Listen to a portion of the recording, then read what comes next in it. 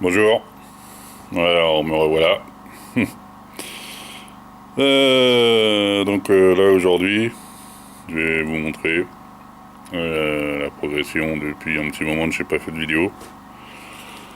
J'ai toujours la barbe, j'ai toujours une grosse tête, j'ai de moins en moins de cheveux. Et bonne nouvelle cigarette. Bon, allons-y, c'est parti.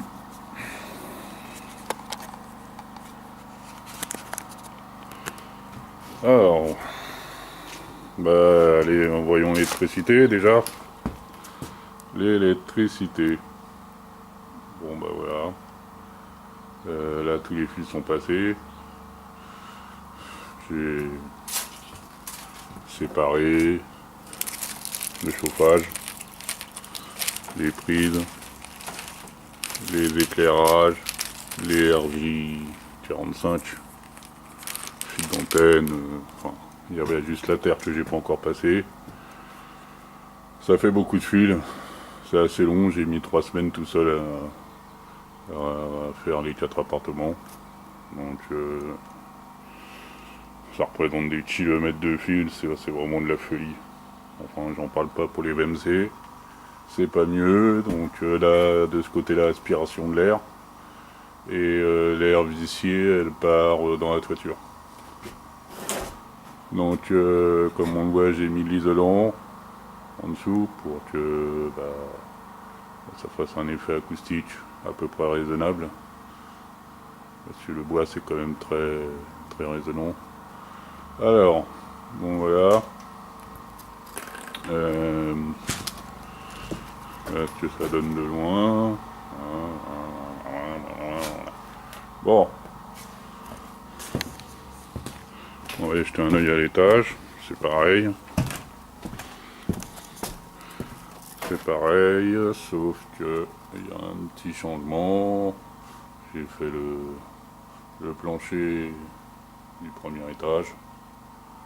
Hein, on va aller voir ça.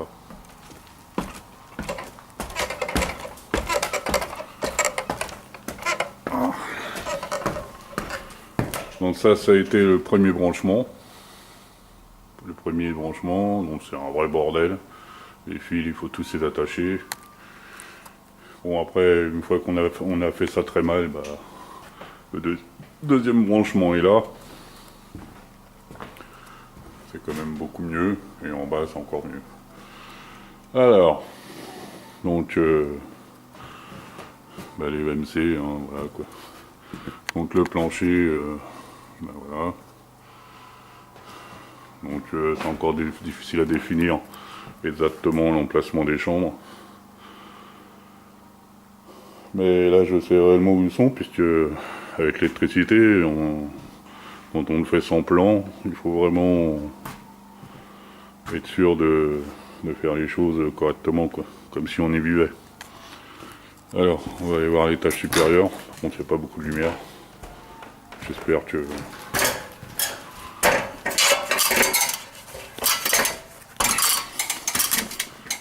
Alors, l'étage supérieur. Ici, on va pouvoir faire une chambre là, une chambre de l'autre côté. Bon, on voit pas très bien, mais c'est le cas. La VMC, elle est carrément énorme. Alors ça, la VMC, ça prend une place de dingue. Et il y a un gars qui me dit que c'est pas super. C'est pas vraiment efficace. Ouais, c'est génial. On lui fait quelque chose et tu sais même pas si ça va être le top ou pas. Bon, pas grave. Donc voilà, l'isolant il commence à être posé.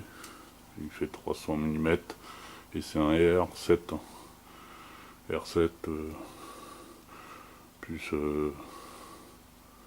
la couche de l'autre côté, de bois, machin. Bon, on est tranquille. Hein. Qu'est-ce qu'il faut quoi. Donc l'autre côté pareil, 2 chambres, un sanitaire. Là je vais faire un chiotte juste après la planche de bois là qu'on voit là. On a une petite pièce, je vais faire une petite salle de bain. Enfin, peut-être pas une salle de bain, mais au moins un point d'eau, chaude et froide, avec un chiotte. C'est devoir redescendre à chaque fois pour aller pisser, c'est pas drôle. Bon bah voilà. On descend. Donc j'ai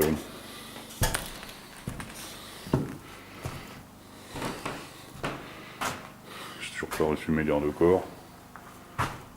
Oui, alors le poêle à granulés, j'ai fait le passage là, donc le trou du poêle à granulés. Et puis là, il y a un autre petit trou, il descend dans le sol, il part sur le côté de la maison, à l'extérieur, pour faire de l'air. Comme le plancher ici, il est beaucoup plus... le plafond par rapport au plancher là. Hein. Donc en dessous, j'ai à peu près 20 cm. Que ici, j'en ai même pas 3 ou 4. Donc c'était mort. Donc j'ai préféré faire une évacuation ici. Pour l'appel d'air du poêle à granulés. Donc il n'y a que 2 poêles à granulés sur 4. Pourquoi? Parce que ça me fait tout juste chier de faire 4 branchements pour le moment, en sachant que les locataires ils sont pas soigneux, et s'ils me bousillent 2 poêles à granulés, vaut mieux encore bousiller que 2 que plutôt de 4. Donc je vais plutôt attendre de voir comment ça se passe avec 2 poêles à granulés, et puis si ça se passe bien, je tracerai la colonne des autres. Cependant,